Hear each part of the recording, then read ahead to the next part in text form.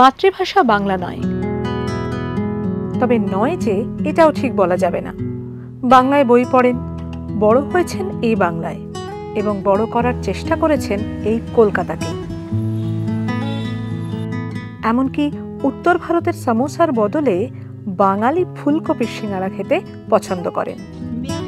কলকাতা ছেড়ে যখন একে একে অন্যত্র পাড়ি দিয়েছেন অধিকাংশে, তিনি স্রোতের বিরুদ্ধে মুখ ফিরিয়েছেন।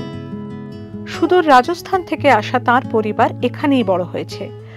তাদের 6 পুরুষের বাস এ শহরেই। কলকাতার শহরাঞ্চলকে অনেকটা আক্ষরিক অর্থেই আলোকিত করে রেখেছেন তিনি।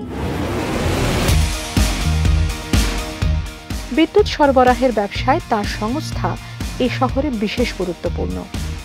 স্কুল থেকে হাসপাতাল, শপিং মল থেকে মিডিয়া, নানা ক্ষেত্রে সমানভাবে খ্যাত তাঁর বাণিজ্য বুদ্ধি। আর আছে মোহনবাগান ক্লাব, লক্ষ কোটি ছুঁই ছুঁই তাঁর বার্ষিক লেনদেন। ব্যবসা শুধু বড় নয়, ব্যবসায়িক ক্ষেত্রে তার সাহস ও কল্পনাও অঢেল। আমাদের এবারের বছরের বেস্ট সেই না বাংলাভাষী বাঙালি সঞ্জীব গোয়েঙ্কা।